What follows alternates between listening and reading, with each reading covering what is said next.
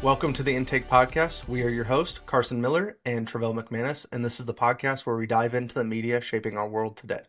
For today's episode, we're going to do a review on our experience with Sinners and Thunderbolts. But before we get into Thunderbolts, Sinners. We went to go see it. We saw it together.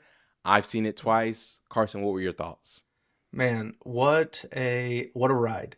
And this was really our outtake from our last episode, which was that we were going to go see a horror movie. Yes. And part of that deal behind the scenes was Travell was going to go see it and let me know if I should go see it. And he came back and texted me and said, yeah, I want to go see it again, like right now. And so we booked tickets with our friend Cole, who won the March Madness bracket. We booked tickets with him to go see Sinners on a Friday night. And what a powerful movie, and just one of the best movies I have seen in a long time. It's one of the top 10 theater experiences I've ever had in my life. So, before we dive into our review of Sinners, we want to hit some of the credits for the movie. So this movie was written and directed by Ryan Coogler. He has also had a very interesting rights deal with the movie, which is probably a whole different conversation, but has struck a really interesting deal with Warner Brothers about he retains ownership after 25 years and gets first cut pay, where there's not any of the other things taken out of the overall gross of the movie. So it's very interesting the way that he has been able to get the movie made. It stars Michael B. Jordan as both Smoke and Stack. So he pulls double duty in this, and you believe him as both of those characters. Yes. I don't love the actor playing two roles and those two roles interacting with each other a lot. Gimmick in movies, it works for the Parent Trap.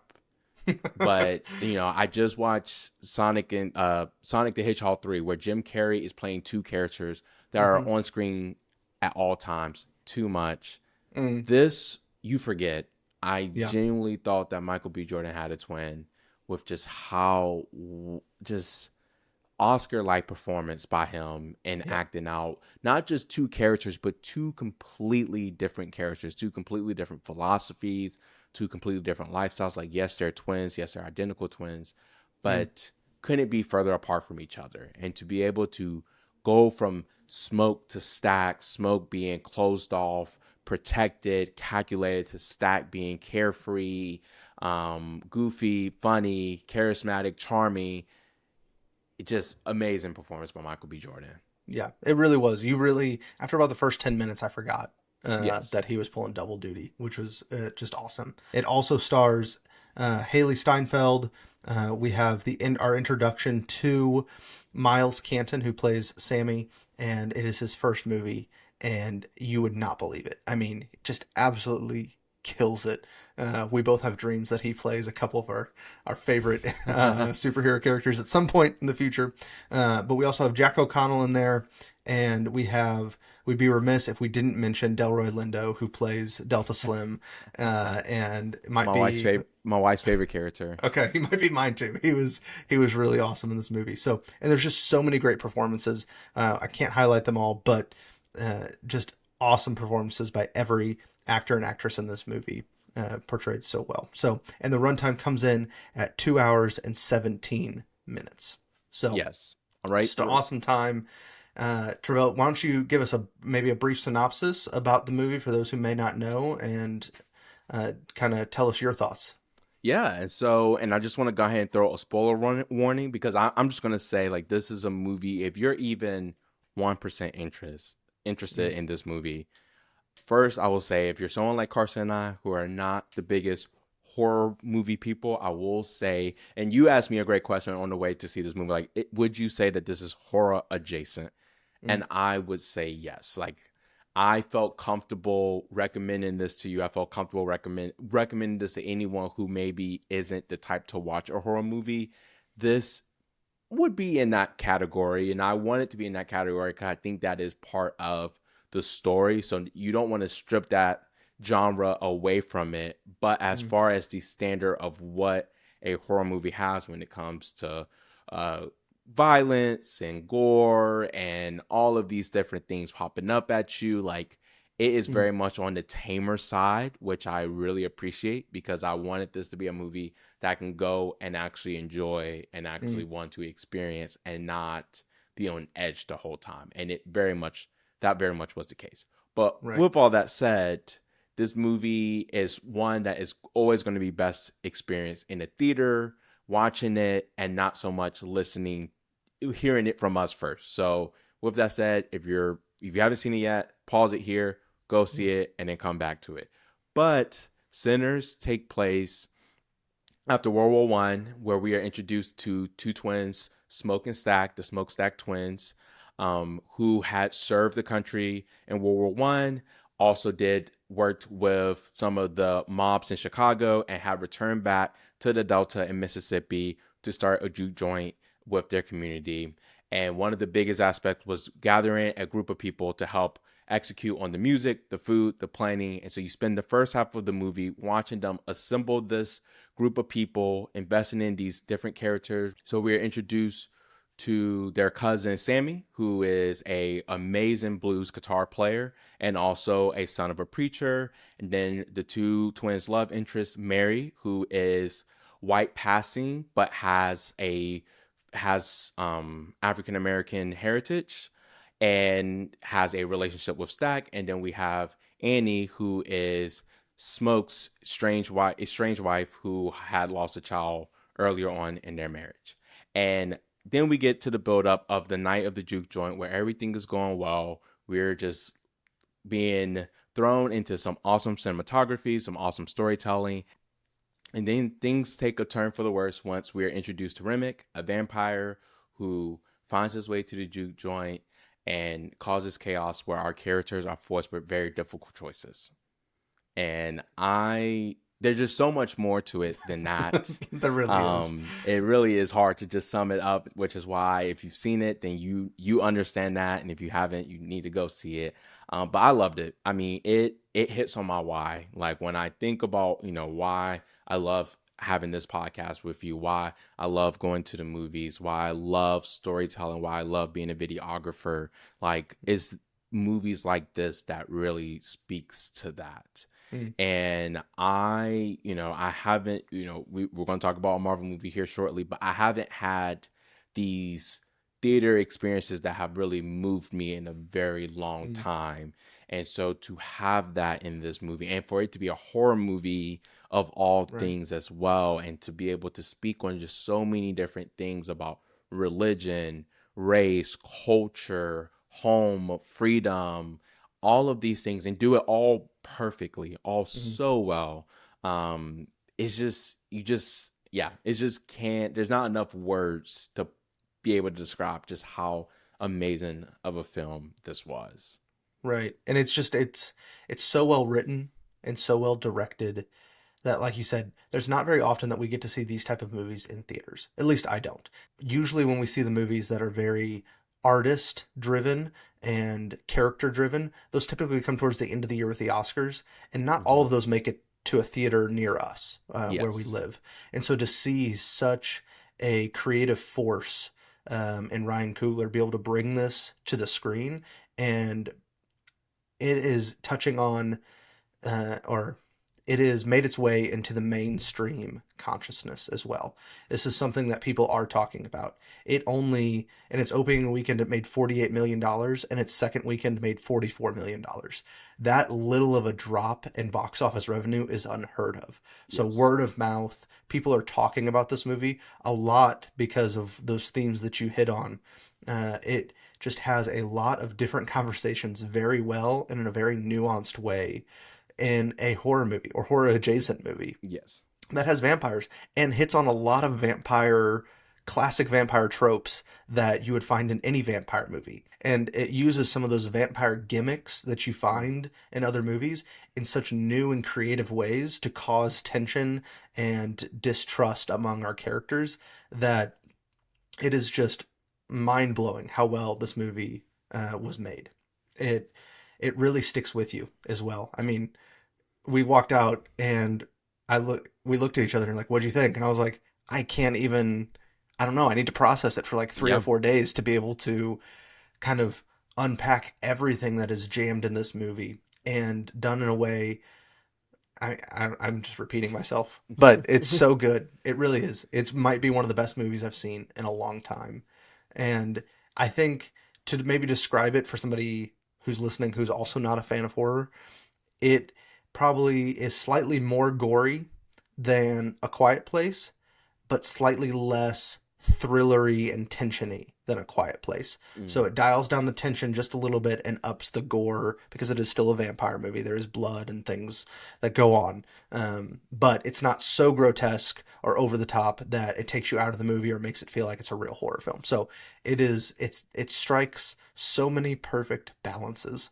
yes. It's hard to even talk about it, to be honest. Yes. And just like the culture aspect of it all and Mm, just how it hits on um what it means to be free and like mm, that mindset, in 1932 that sometimes even feel relevant today of just, I think the title is called Sinners, and I think that's been the thing that I have been thinking about from the first time I saw it, was like, who is the sinner? Like, mm, I mean, it's an easy answer to just say we're all sinners, but I mm, think the pursuit of freedom, which is constantly a theme throughout the night, throughout the movie, freedom to be with who you want to be with, freedom to start your own business, freedom to have your own profession, freedom to just live life, freedom to be with the ones you love, like all of that sense of freedom that sometimes even goes beyond what we're told to be as, mm, as Christians, as believers. That pursuit leads us to a place of sin, and that is something that you kind of hear at the beginning of the movie with Sammy, one of our main characters, his interaction with his dad, who is a pastor at a church, all the way up until we have this full circle moment where you start with him having this hard question of, are mm, you willing to give up your music and say you are one with the Lord, and getting that answer at the end, where it's not necessarily a choice between the two, mm, but a balance of trying to live a life that makes you feel free and expressing your own sense of religion, your own sense of self-worth in a way that is fitting to you as a person. mm. And just that conversation, those things, and the way that they executed on it just really was so powerful and just so fun to watch. Right.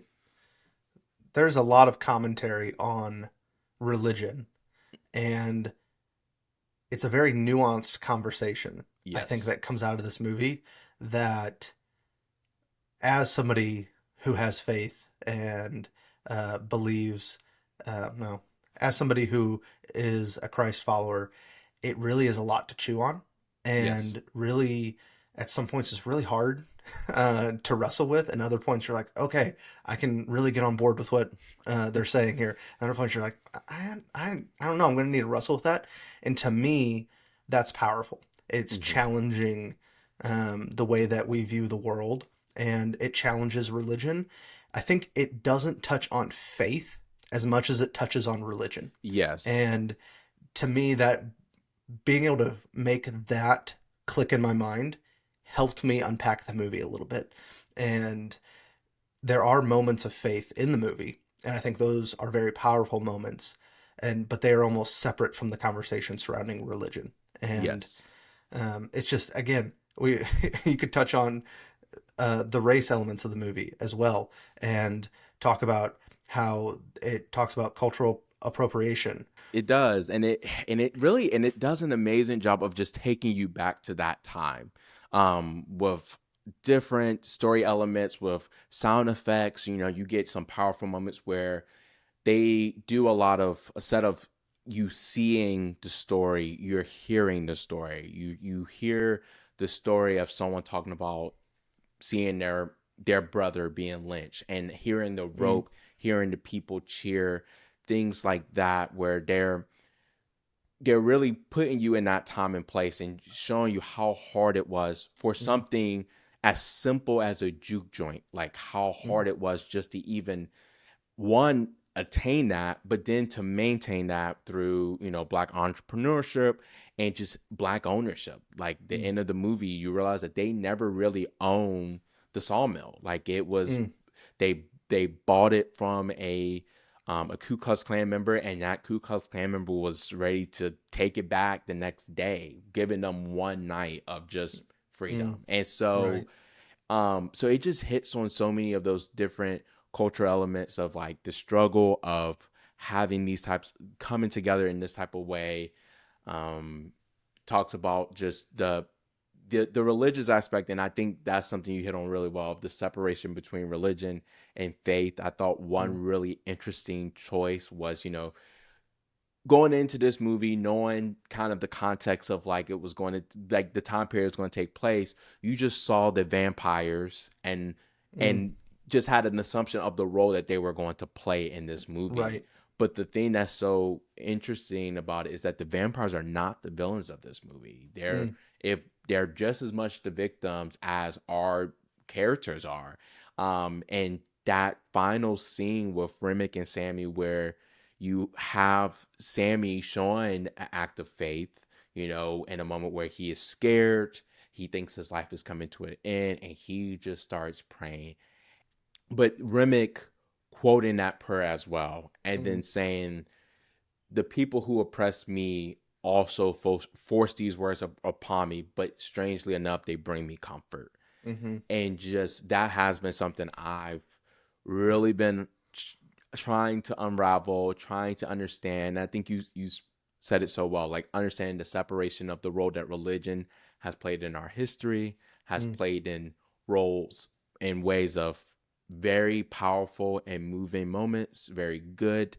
And I mean, we are witness to that all the time. Mm. But then also it also plays a role of oppression, and it has played a role in ways where people have taken that and use it to carry out dark agendas. Mm.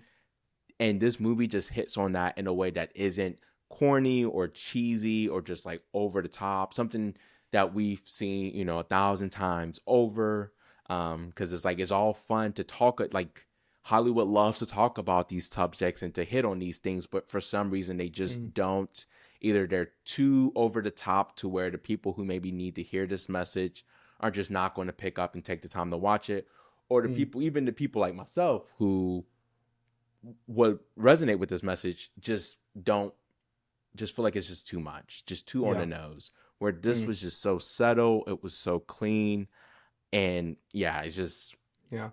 You really have to watch the entire movie to fully hear the message that it has. Because there's various points throughout our viewing experience that I was like, is that what they're gonna? Is that the message? Okay, okay. I'm interested to see where that goes. And then, oh, well, they changed it a little bit. Interesting. Okay, now I'm really interested to see where this goes. And they are able to complete the conversation at the end of the yes. movie. And so it was such a fantastic movie. Honestly, might be top 5 film of the 2020s so far for me. Hmm. And so with that in mind, I do have a rating for you. Oh, go Okay. ahead. Before we jump into the ratings, I do want to say the last thing that I Yeah. completely forgot to talk about, but my favorite thing about the movie is the way it talks about music, and this Mm. idea that music can be so powerful that it can connect you with the old and the new, the past and the future. And you have what I think is the best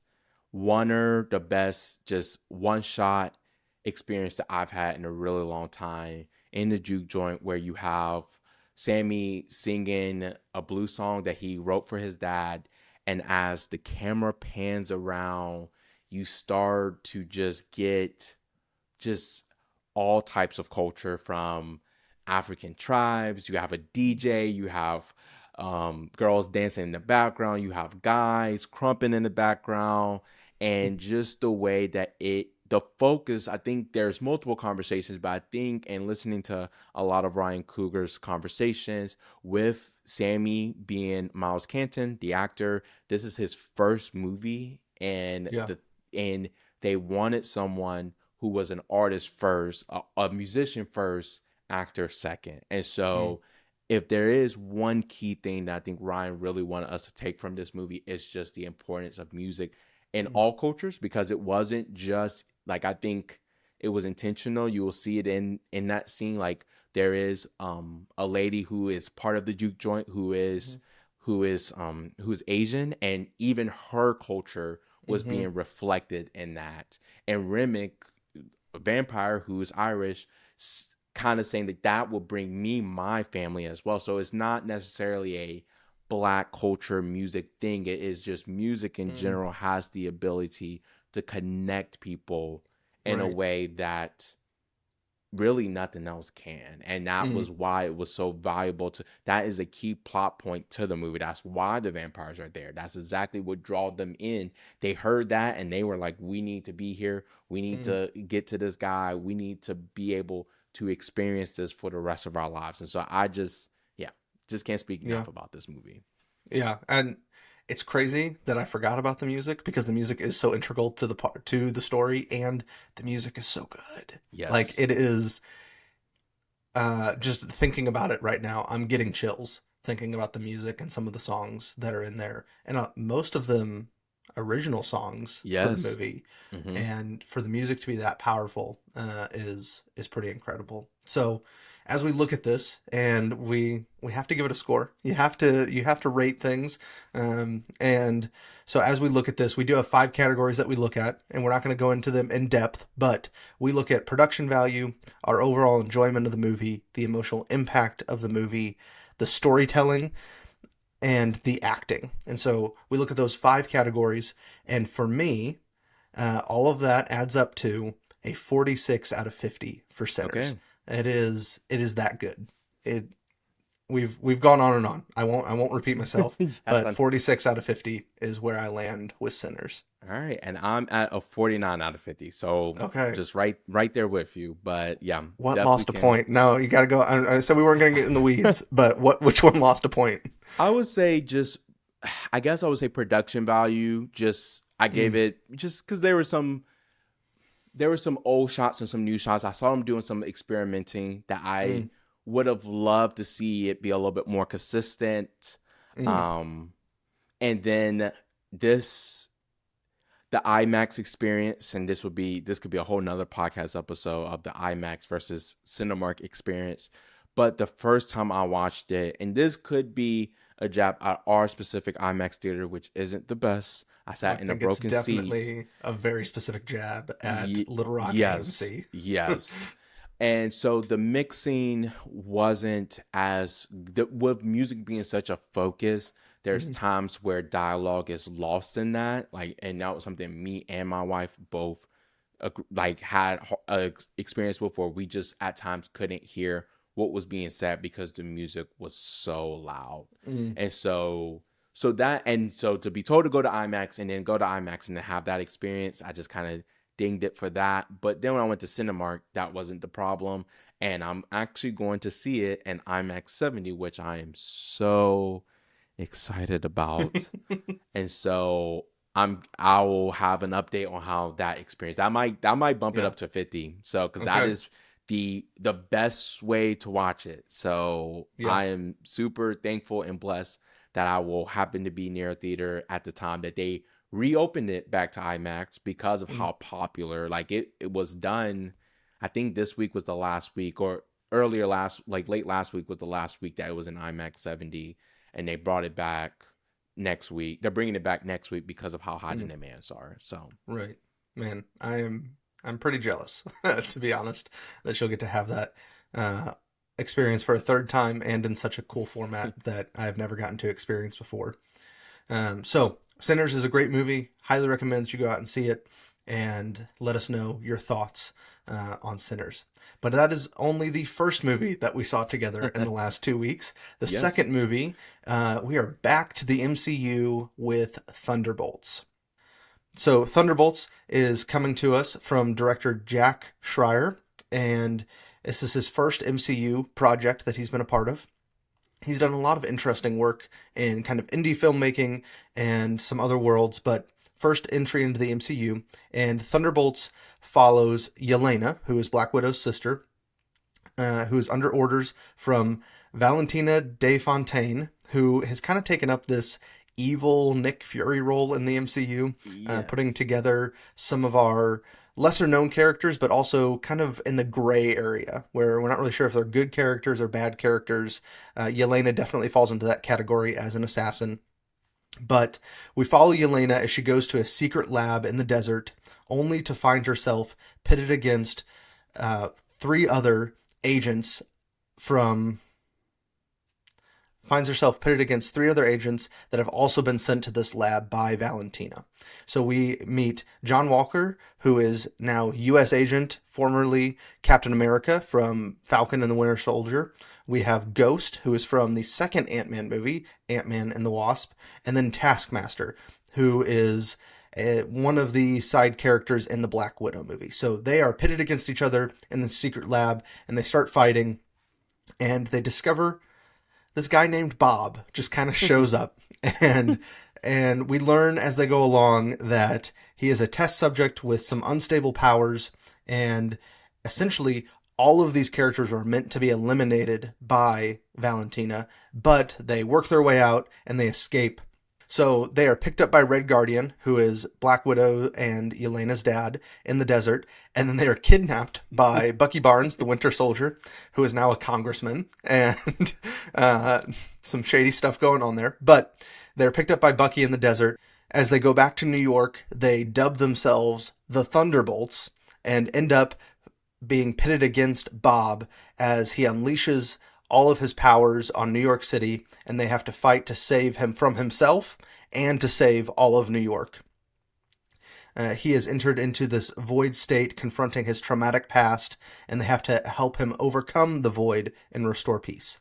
So I think that's a pretty good synopsis without giving too much away. I think most of that's in the trailers. This movie comes in at 2 hours and 6 minutes, so it's not super long, but you definitely have. It's not one of the shorter MCU movies like Quantumania or Love and Thunder, where you just don't feel like they told the story enough.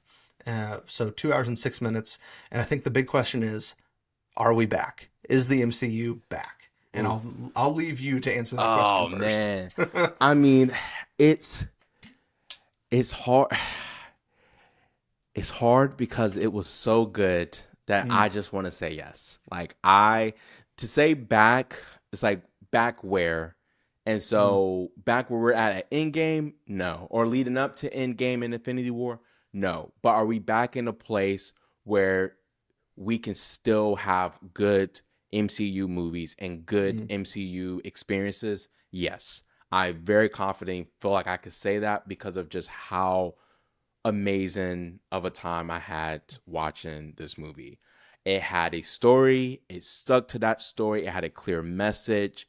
Everything from the visuals to the characters, how they formed, how they came together, it all makes sense. All the clunkiness, all the critiques that we've had from previous post-Endgame Marvel movies, none of that really shows itself here.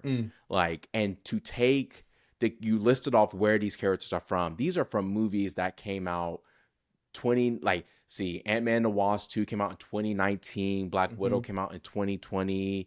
Last time we saw Bucky was Winter Soldier in 2020, and that's when we were introduced to U.S. Agent, and that was in 2021. So we're dealing with characters that we haven't seen in 4 or 5 years, and for them to bring them back, to use Bob's power as an exposition point to kind of help us get backstory on them, but it not be bogged down with let me tell you everything about this character and everything about this character and just a whole bunch of telling and no showing. It was a lot of showing. It was a lot of just really good moments. It was a perfect blend of comedy with covering a very hard subject of mental health and what that feels like, and the embodiment of that, and Bob being the void, and just how terrifying how he looked, like that black silhouette look like. And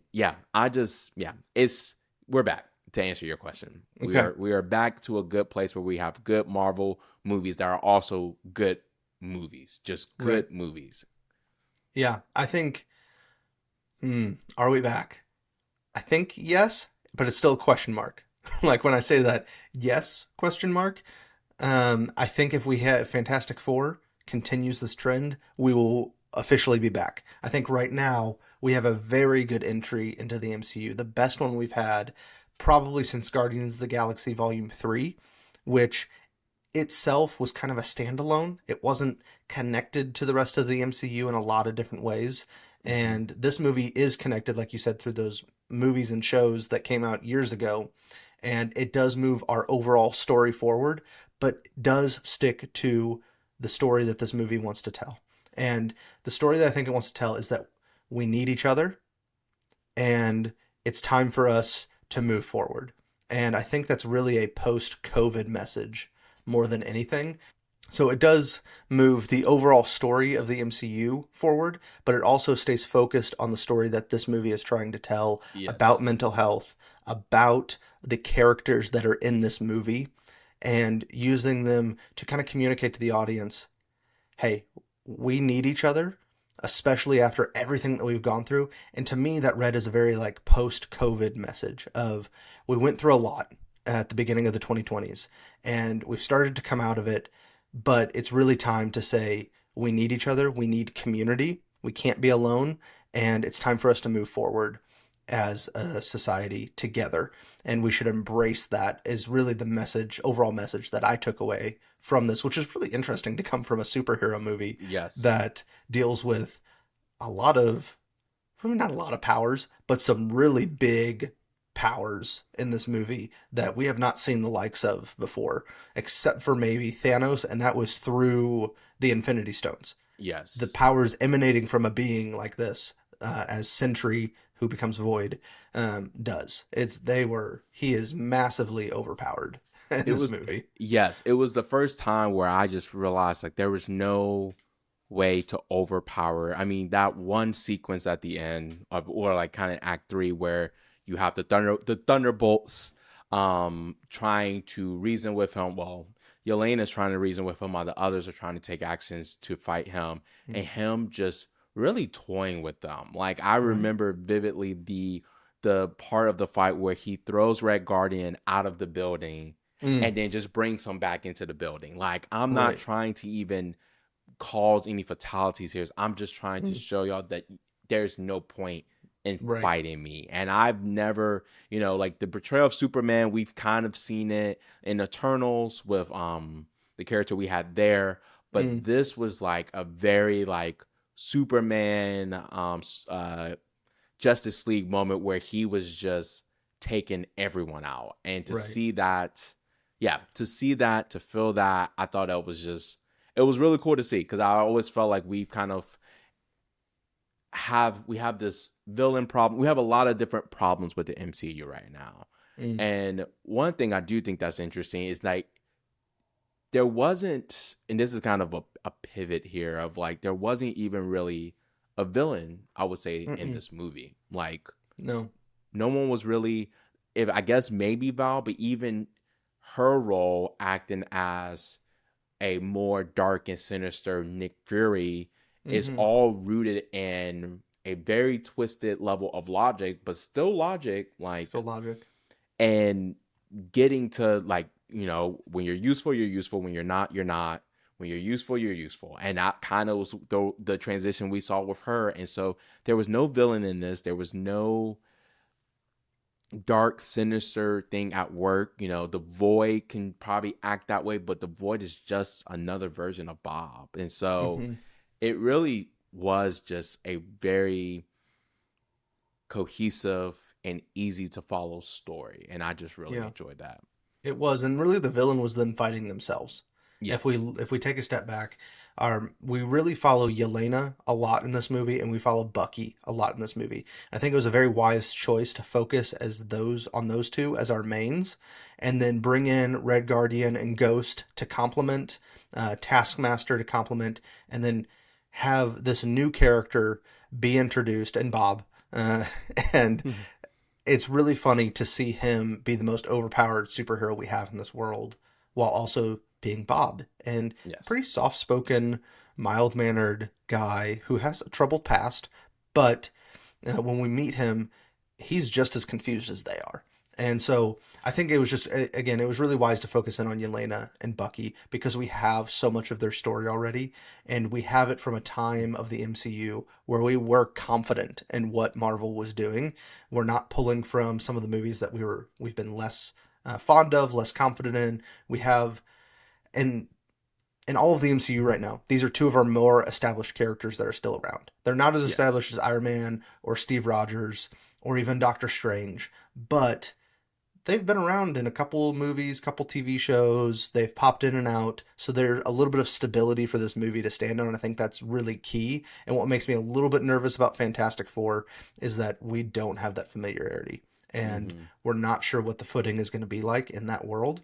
But this movie does that really well, and we really get to um, the acting in this movie is fantastic. There's only one performance that I go, it was okay. But, and we'll get to that in a second, but Red Guardian, David Harbour's Red Guardian is great. Florence Pugh as Yelena is fantastic. Um, Bucky Barnes, can't think of his name. Sebastian Stan. The Sebastian the Stan first time I knew an as actor's actual name. Good job, Travell. And so Sebastian Stan's Bucky is always great. And there's a moment in the second act where he comes in on a motorcycle as like the Terminator, and it is Yes. so awesome. When he the last in that chase scene, when Mhm. he grabs that um I don't know, the hook Yeah. off the truck and just pins it into the concrete and flips it over. It was like the Winter Soldier moment for me. Like Hmm. Captain America Winter Soldier where we saw him just manhandling everyone and just Right. like that level of awe. And Hmm. I thought that I was past that. Like, I Yeah. mean, Winter Soldier came out when I was in like maybe I think we were in college, maybe We late would have high school. just started college. I think it was 2014. Okay, so yeah, so early college years, I thought I was past those moments where I would just be like, "Oh, I'm here for this." But that Mm. moment was just so much fun. Yeah, it really was. So he's great in the movie. Ghost is good. I mean, she's a character that we've only kind of met once, and I don't even know the actress who plays her. Apologies to her, but she did fine. The one character that I struggled with initially, and I feel like he found his footing by the end of the movie, was um, what's his name? Wyatt Russell. Wyatt Russell. I wanted to say Scott Eastwood, but another famous son of an even famouser father. Um, Wyatt Russell as U.S. Agent John Walker. I feel like at the beginning they really wanted to hit us over the head with the fact that he's just a jerk, and but by the end he found his footing and really we got some of the depth to his character. I just feel like he was overacting it just a little bit towards the beginning Mm, with, hey, I'm gonna be mean to you guys, and I'm just gonna be mean to be mean. And that part of it I didn't really enjoy, but overall, really love the movie and all of the performances and the direction. The directing was great. It was definitely one person's vision of what this movie should be. And yes, it's connected to the MCU, but this is our story. So, hmm um, And I really love the pilots. Like, I mean, we've kind of seen this a lot. Like, I mean, with the three Marvel properties we've gotten this year, from Captain America: Brave New World to Daredevil to this, there's been a lot of politics we've seen mm, played out, right. and I think all of them have been really good. If anything, I think that's like Captain America: Brave New World. That was the one thing that we did somewhat enjoy, was that there was a we're connecting with the president here. Like Mm, don't really see that in Marvel movies. But I, for some reason, I just really liked the politics we saw here. mm, I liked it more than I did in Daredevil. I liked it more than I mm-hmm, did in Brave New World. Val, and how she uses the CIA to kind of do shady business, the battle between her and Congress. mm, Bucky, I wish if I had a little critique, I wish I saw more of Bucky in that senator capacity. mm-hmm, We did get that fun, the way they play on like these new politicians, how they speak, how they can't speak. Some of those tropes and gimmicks that they kind of hit on was really fun and well executed. right. But yeah, I just really enjoyed the politics to it because it all made sense. It made sense Mm. when she was being investigated. It made sense when she was trying to get rid of them. It made sense when she made the political maneuver she made at the end that we'll talk about. All of it just felt very consistent with what you said of like there was a focus and they were able to just do so many different things well with adding these characters, moving the story forward that we've been begging for years, while Mm. still having an individual story within it and creating characters that we now have real investment in. And I do feel like this is Yelena's movie. I feel like, Mm. I mean, she's in the front of all the posters. She's in the front. Like if there was a Marvel character attached to this movie, it's very much her. We start with her, we end with her. She is the Mm. soul of this movie. She sets that balance of comedy while also being the one to really express and start that conversation of mental health, Mm-hmm. and really being the one to save the day with how she handled Bob and his sentry powers and going Mm. into the void. And I'm really excited to see more of her because Yeah.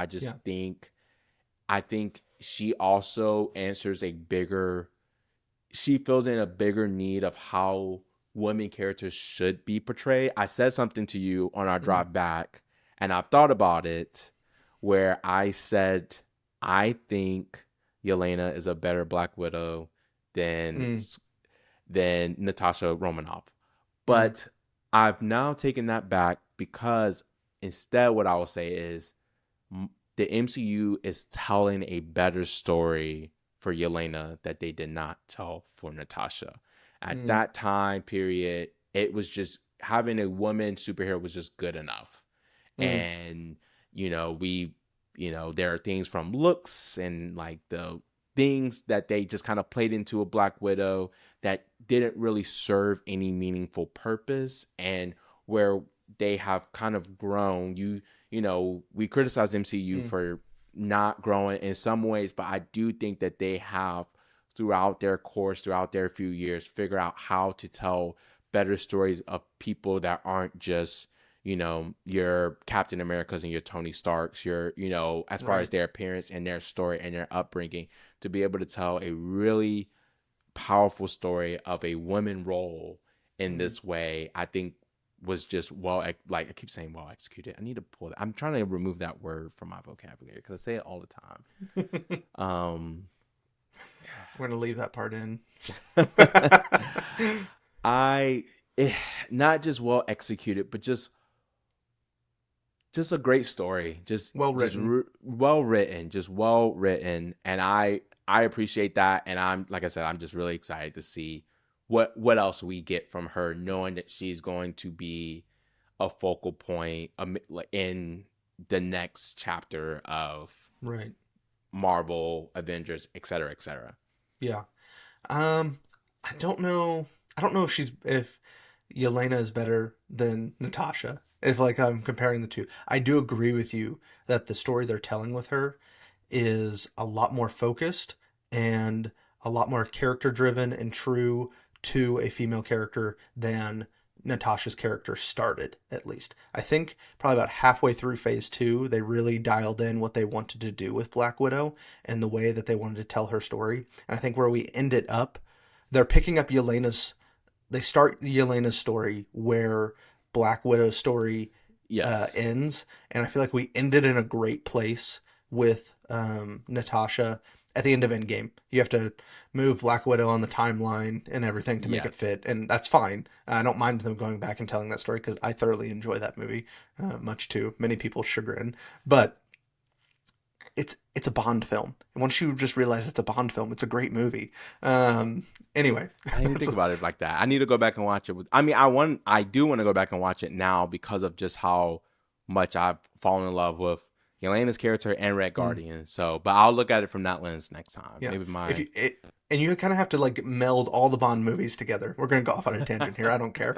Um, if you meld all of the Bond movies together and take kind of the clean polished nature of Pierce Brosnan and some of the ruggedness of Daniel Craig, and then you take kind of the goofiness of Sean Connery and Roger Moore's older Bond movies, where there's a ridiculous plot that they're like trying to do something on the moon in Moonraker or something. I can't remember what it is. It's so ridiculous. Which you get some of that ridiculousness at the end of Black Widow when they're skydiving through a debris field, which you're just like, that's Yes. insane.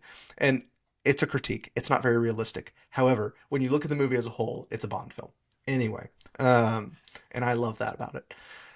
But where we end up with Black Widow at the end of Endgame, sacrificing herself, I feel like they really dialed in, and maybe it's the Russo brothers who are coming back to direct Doomsday and Secret Wars, because she's in Winter Soldier, she's in Civil War, then um, she's in both the Avengers movies. Maybe they're the creative team that Kyle dialed in how Natasha should be handled and telling a very good story with her, as opposed to just using her as eye candy, or Hmm.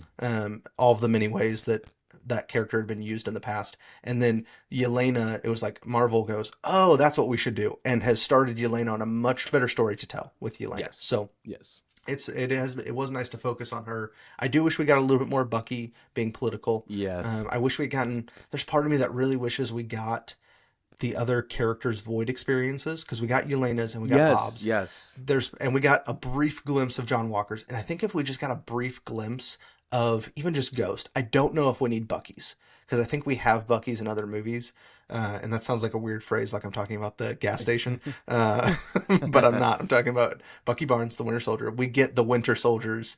Um, we get some of his trauma previously. We don't really get a lot of Ghosts. We get her telling us about it Hmm. in Ant-Man and the Wasp, but if we had a few pieces of that, I feel like it may have brought her into focus, pun intended, for her character a little bit more. So, Yes, I agree because it's such a good, and I liked how they use his powers to be able to go into people's past as a plot point to be able mhm. to tell, to show us, their upbringing, to give us. 'Cause we even got that with Val. We even got to see Right. Valentina's upbringing and kind of why she is the way she is, how cold and calculated she is now because of the Mm, lifestyle that she had as a child.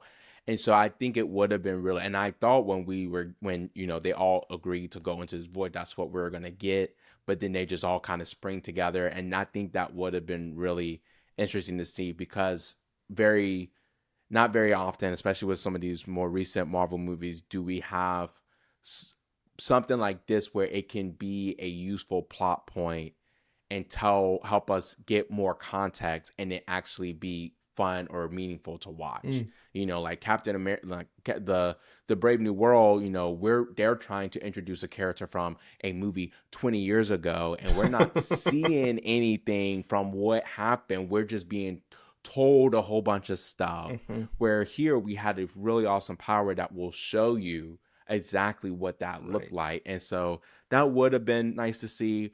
But I can understand that at this point, the focus was very much on Bob Mm, and what his story was, what his childhood looked like, and how horrible and sad and painful that is, and also right. how familiar, sadly, that can Mm, be for a lot of people. And so, right. and it's not, being locked away in some dungeon like Iron Man or being trained to be some soldier like Black Widow and Yolanda or getting some serum. It really was just your everyday home with Mm, everyday struggles and everyday pains and just coming across this power that now mm, he saw as almost godlike. It does create this very interesting dynamic that was just really that we just haven't really seen in Marvel. Like we just right. haven't really seen played out, and I just really really enjoy seeing that.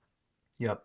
So did I. I think they did a really great job of telling that and talking about mental health through that lens. So overall, we'll get to our rating here in just a second, but there were two post-credit scenes that I think we need to talk Yes. about. We can hit on the first one. Let's start with the Well, first do one. we want to go to the big reveal of the ending first of like what like I think we can hit on the first post-credit scene first, and then okay. go to the big reveal. Because Okay. I mean, the mid-credit scene I don't feel is very consequential, but I still loved every second of it. We see Hmm. Red Guardian in a grocery store trying to get this woman to buy a box of Wheaties with him on the cover. And it is very true to the character. It is also kind of a sweet moment to realize that he's so proud that he finally has his Wheatie box moment.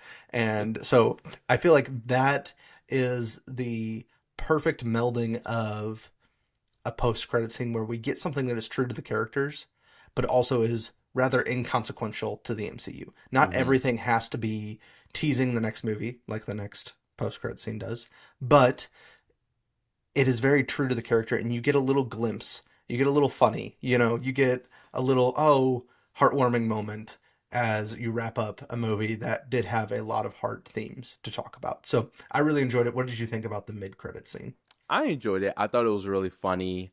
I yeah, no, I'm kind of in that same boat where it's like needs to be entertaining and funny, or it needs to move the plot forward.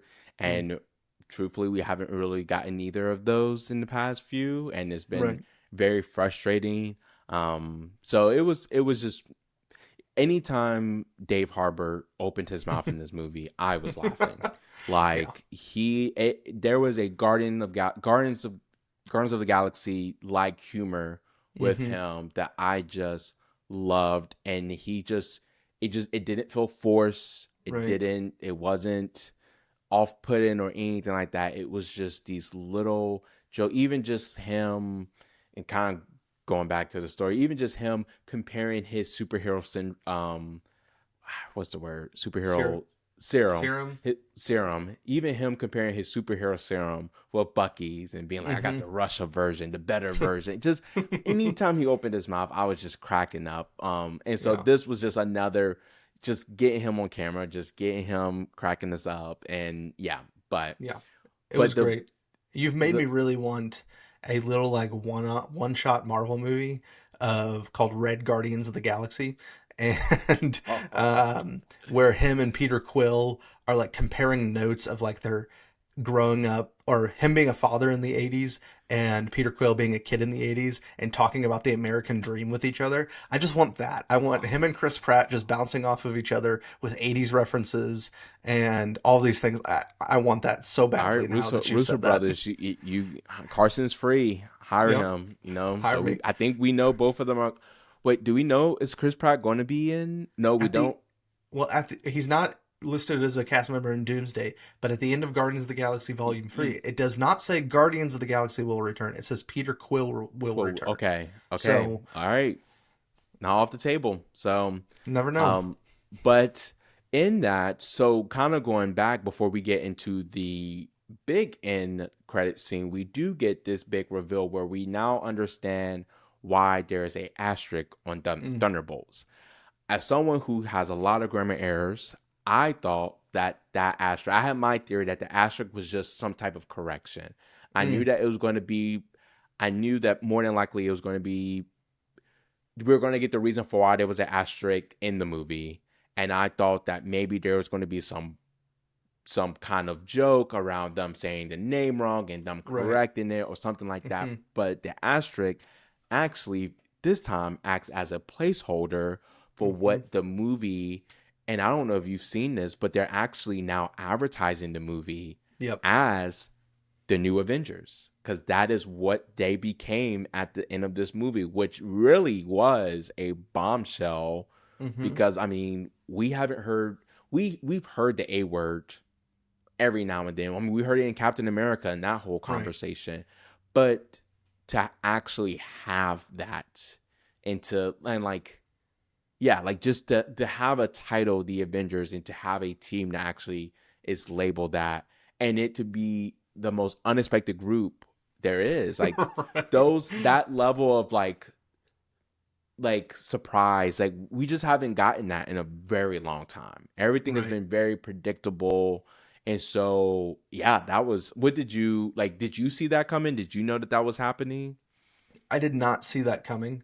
I thought that the asterisk, like you said, was either going to be somebody misspells it in the movie, or they kept making this joke about how Yelena's soccer team, when they were living in the United States, was called the Thunderbolts. I was like, oh, okay, so it's a little like asterisk, like it's not really their name, but it is their name. Yeah. Like I was like, okay, it's not a big deal. And then we get to the end, and Valentina gathers them together in a very misleading way and has Yes. this press conference, says, I've been putting together the new Avengers, which is very true to her character, and also I think very true to any character in this post Endgame world. It is very true that somebody would try to piece together a ragtag group and call them the Avengers, just like they tried to make John Walker the new Captain America and Yes. failed.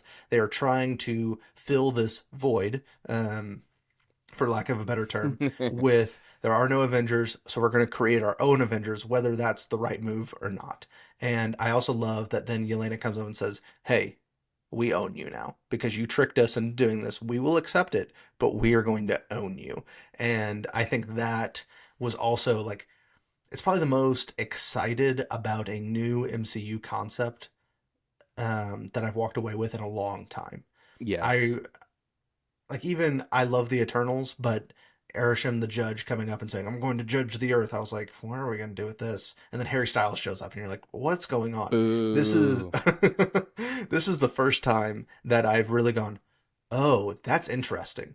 Because at the end of Captain America Brave New World, Sam's like, I'm going to restart the Avengers. And they even talk about that there's this rift that's going to come between the new Avengers, this group of Thunderbolts, and Sam's group of Avengers. And I don't know if you've seen this, but Anthony Mackie and a few other actors have been releasing cast photos of some of the Doomsday cast coming together to watch Thunderbolts.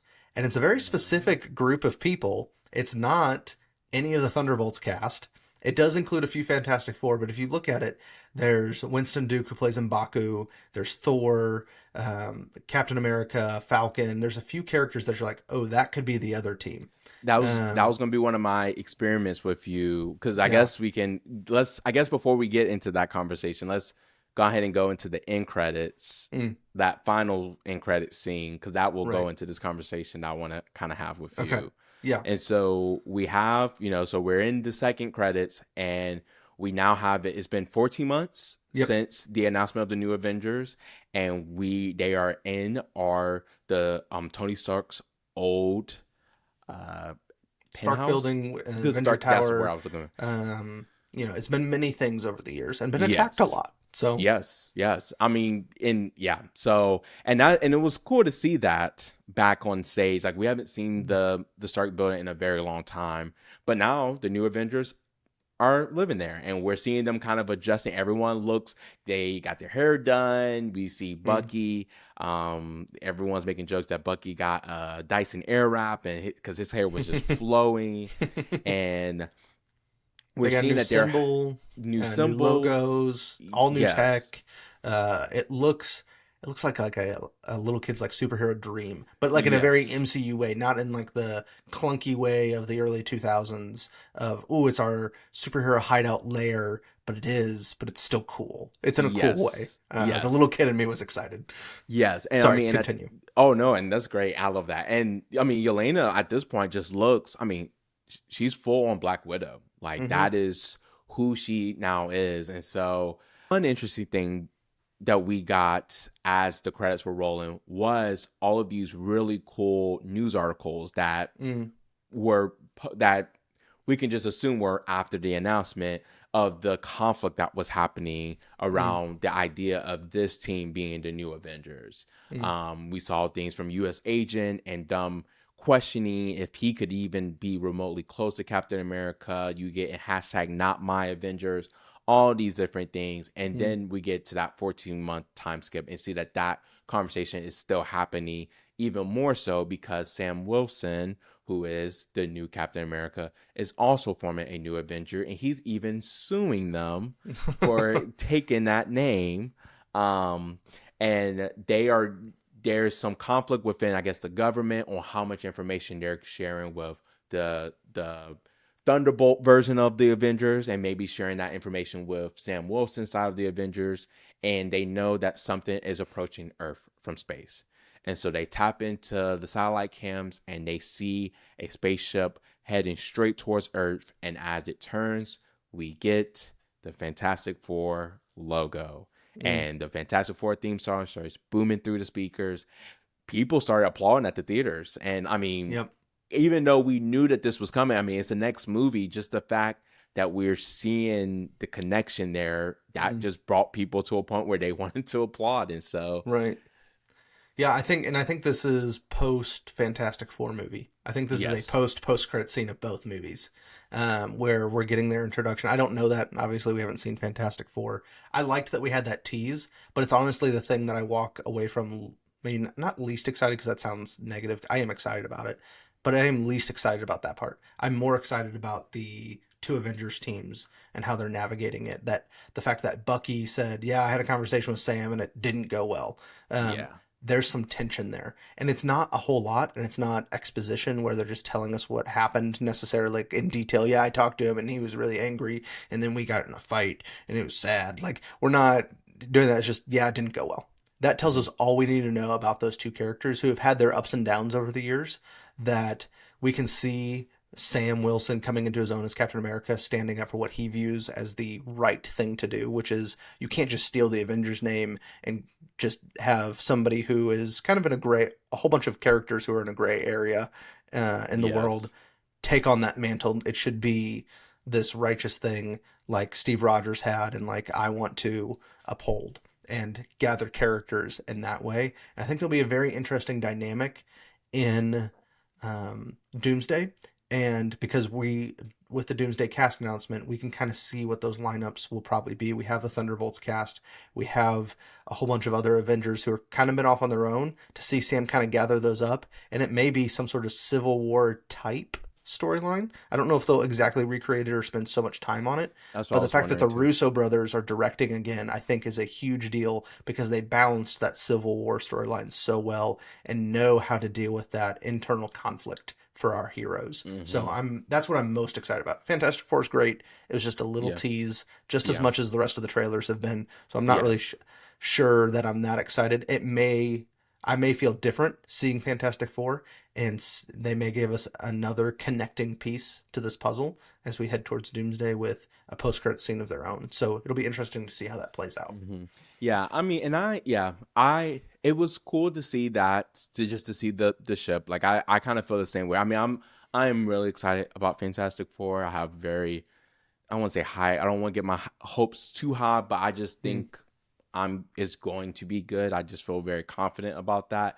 So yeah, I'm in the same boat where the interesting part to me was more so Sam Wilson and the fact that there was a conflict there mm, around this title of Avengers. And it does make me mad because it goes back to Captain America Brave New World and mm, just how poorly executed that movie was. mm, And this here could have been a part of that. That could right. have just been really good to see. Mm, Seeing yeah. him form that Avengers group, seeing him have his own, I want to say Thunderbolt version, because you can't, like, there would be two different movies, and Right. understandably so, but just something to that degree where we can see him kind of building up that team and playing that role, opposed to what we got, Right. which just wasn't Yeah. good, and We just being, what were you gonna say? Oh, it could have been such a better build up. We Yes. could have had him not necessarily building the team or having the team be like, "Oh, this is the new Avengers," but the post credit scenes in Brave New World were throwaway. They didn't do Yes. anything, and we could have had some sort of dialogue with him and Thor, or even if it's not like confirming that they're working together, we could have had a better lead into we're going to have these two Avengers teams against each other because there's no buildup of that on Sam's side. That's No. the hard part. Is that in theory it's there, but in actuality we haven't had any of it. So it's going to be very interesting to see how they handle that. And this is just a funny little nitpick. And then just like and this is probably because of the Drake and Kendrick beef. Follow me here. Of Drake suing Okay. Kendrick. Right now, suing someone, especially on things like copyright, is just very tacky right now. And Mm, so to put Sam in a situation where he's suing them is just petty. I was just like, we're mm. just doing a disservice to Sam across the board. Right. Like, it would make more sense for them to sue him, given that they are kind of the he has a lot of name ID. Like, it would, Right. I feel like if you're going Avengers, his Captain America title is going to just elevate him a little bit more. So they Hmm. probably will sue him. That's a whole tangent. But yeah, just the disservice of Sam Wilson makes me mad. But Yeah. yeah, I'm very you said something that I thought was interesting after we talked to the movie, that it could either be that Civil War back and forth thing. Hmm. I am curious, like, how much room are we going to have? Like, I don't, Right. with the Doomsday plot, like, how much room are we going to actually have for that to be a thing? Or is it going to be, given that it was kind of humorous how it was brought about? I mean, like, Hmm. the way that they, like, Red Guardian saying, well, let's just change it to a Z. Like, it was very humorous It to where was. I don't think it will be this overarching thing. Like, the Fantastic Four reveal was something that felt dramatic, Mm. to where I know that that's going to be something that's going to be important. Where the announcement of this duo Avengers squad, like, that seems like is going to be something like what you said when we were driving home, of it's probably going to be a comic, like a just something that's comedic Yeah. and something that is just going to be played on Right. throughout Doomsday, that will be Yeah. funny, but probably will be nothing more than that. And I could be Right. wrong. I mean, it could be a No. big thing, but I think more than likely they're going to all it's going to all be the Avengers. And Right. so, Yeah. And I think even they could just use it to open the movie where they're in court over the suing of the name, and it's Bucky and Sam, taking the stand against each other, and it's a quick little montage. Maybe even they throw in Daredevil as one of the, lawyers or the something, or lawyers. She-Hulk in there. Just do something funny like that, and they're arguing against each other, and they declare a verdict on who gets the name, and they walk out together. Because while the conversation didn't go on, they're suing each other. I'm not really sure that they're still not friends. Yes. It may lead to something, but they kind of walk out together, and then like Doom is out there, kind of the way that Thanos' children were out there at the beginning of Infinity War, and they meet Tony Stark in the park. They could walk out of the courthouse and encounter Doom or a Doomling villain type thing, and have to say, "Well, I'm never going to join your team," and then they walk out and they have to join forces to fight this thing together. I mean, There you you could go. play it off like that, and I think that again, Russo brothers, I'm here all day. You can Yep. come hire me. I know, that's good. I But mean, that's very I mean, that's literally Civil War going into Infinity War. That's exactly how it was. right. So I mean, it could be as simple as that, and just a little tension building plot device that may play out in comedic ways over the course of the movie. So I think you're spot on that. So my last question would be, so who do you think, like, who are the for sure Sam Wilson Avengers roster? Like, who do you think Yeah. is for sure? I mean, Falcon is an obvious one because of the conversation that they had at the Hmm. end of Captain America. But who else do you Right. think would right off? Like, I think there's probably going to be some gray areas. There's going to probably be some characters that are free agents. But Yeah. who would be the ones that are under Wilson's? So I think that with Sam Wilson, you're going to have obviously Falcon, like you said. I think you're going to have Black Panther and Letitia Wright, Shuri's Okay. Black Panther. I think you're going to have Winston Duke. I think you're probably going to have Namor in that group because at the end of Wakanda Forever, they kind of end on An okay terms. alliance. Yeah. You're going to have Ant Man and Shang-Chi on that group. And you might get Thor and Loki, although they may be a little bit more free agenty, like you said. They Hmm. may not join right in. But I pulled up our list of the cast reveal so far for Doomsday. And I think that's a pretty solid grouping there with Falcon, or Captain America, Falcon, Black Panther, and Baku, Namor, Ant Man, and Shang-Chi. I think that's going to be your East Coast Avengers, West Coast Avengers. Like I don't know what they're going to call them. There's lots of different Avenger names in there, Hmm. which is interesting because we also have a version of the Young Avengers being put together with Ms. Marvel and Kate That is Bishop. true. You could throw in Cassie Lang from Ant Man, Ant Man's daughter from Quantum Mania if you wanted to. You could really piece together multiple different Avengers groups that have kind of formed in the absence of Tony Stark and Steve Rogers. So, um, yeah, but even in Doomsday, then you have the group of the X Men from the old X Men movies that are going to be in there. So you're going to have the new Avengers, Sam's Avengers, and then X Men as three different factions. It seems like. I mean, you never. I have no Yeah. idea where they're really going to take this, Man, but it's that is going to exciting be a journey. to kind of have that teased in a way that is accessible for the audience. I think. Hmm. I think it's nothing that is wacky like Thor, and I don't mean that like Thor has a daughter at the end of Love and Thunder. Well, what the heck are we going to do with that? Like, I don't know. And then the Harry Styles pops us at the end of Eternals. What are we going to do with that? The Marvels ends, and we do meet Beast, but like, where's Captain Marvel gone? Like, what's she doing? Why is she not in this? Like, we just have so many things. It's like, okay, I don't see the vision of where this is going to end up. With this post credit scene, we have vision. We can see, maybe not exactly what's going to happen or any of the details, but we can see, and as the audience feel that, build towards something newer And and this is better. and this is I would even say the only post credit scene the only meaningful post credit scene that we've had in a very like since Mm-hmm. Endgame. Like I'm going through all of them top of my head right now, and Mm-hmm. they've all just done something weird or wonky, Right. um, or we just have gotten no like Shang-Chi.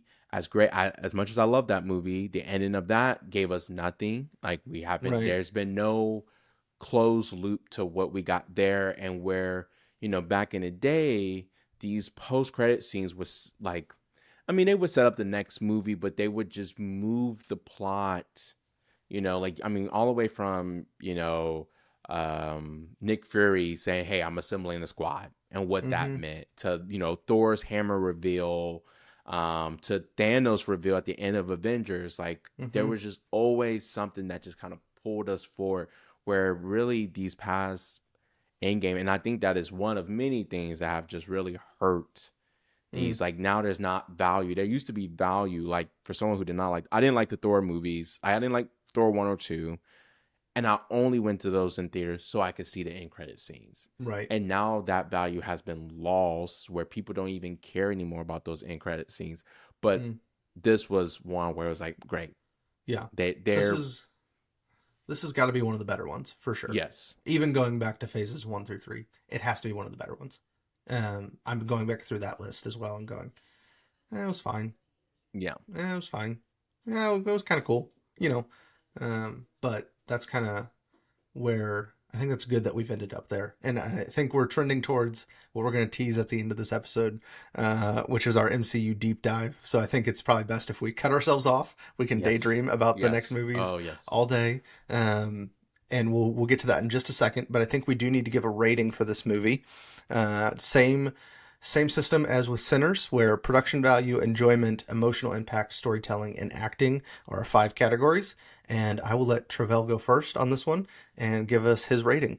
all right. I am going with a 42 out of 50, and so Okay, awesome. I'm not too far behind, but I'm at 38 out of 50. okay. So I think we're noticing a trend here when we rate movies. Yes. Carson's a little bit more critical of things, and that's probably a bad thing. I should probably just relax and enjoy it a little bit more. But Um, I think we're both in the kind of that same range of where it's a really good movie. It may not be great, and it may not be the MCU's best. It may not be top 10. If it is for somebody, that's awesome. I'm glad you enjoyed it that much. I don't know if it's top 10 for me, but it is definitely in that upper echelon of good movies and definitely a breath of fresh air for the MCU at this Yes, point. So, very much so. I mean, especially when you're looking at post Endgame, and mm, because I think that's kind of I guess as MCU fans, that's kind of how we have separated these two, because we understand how unfair it is to compare it to those. right. Within just that post Endgame, this definitely is in that top 3, top 4, top 5 category of just, this is one of the best things they've done since then, and that's really great. That's great going considering how close we are to our big hitters with Fantastic Four Right. and Doomsday, and what those two stories are going to bring to the conversation. So as we wrap up our episode today, before we jump into what's coming next, we do want to ask our question that we've been asking lately, which is, was it worth our time? So we didn't ask this for Sinners, so we need to go back. Travell, I think we know the answer, but was Sinners worth your time? Every single second of it was worth my time. Yep, 100% agree. It is definitely a value add in my life as a movie. Very thought provoking, very much worth my time, and I think it's worth everybody's time to go out and see Sinners, especially in the theater while you still can. So, and then Thunderbolts. Was it worth your time? Very much so. Just, what a time to be alive. Just to go from Sinners to Thunderbolts. And just complete side note, I also just finished a video game that broke into my top 10 ranking video game list, which is Okay. a very long list. So I'm just in a really happy place. Like, all of this happened within a 3 week span, and it's been an amazing 3 weeks. So yes, Yeah. value add definitely was worth my time, Yeah. and just really enjoyed the journey. I will say it is not worth my time as much as Sinners, and I think you'd agree with that. Yes, yes. Um, so was Thunderbolts 100% worth my time? Yes, because I enjoy those type of movies. If you're not into the MCU, if you're not a big superhero fan, it may not be worth your time. I think it still has a lot to say and probably is, but it may be on the border there for some people. Hmm. But I do feel like it was a value add in what it had to say as a movie within the context of a superhero movie. So overall, it was worth my time. But I think when thinking about other people, it may be closer to that middle ground than Sinners, where I'm like, no, you need to go see this. So Yes, yes. I do think it's more in that, like, it's definitely more leaning towards that value section, because I think mm, also with this, like, not only is it a good Marvel movie, but it is just a good movie, yeah, where we have been getting a lot of, really by just normal movie standards, a bad movie. And right, so, like, Captain America was a bad movie. yeah, And so for this, I think, my wife didn't go with me to see it, but my sister-in-law messaged her and told her that she went to go see it. And I think her Marvel knowledge is probably on par with my wife. So it's there, but it's not extensive. And she right, said that she loved it. So I think it right, will be one.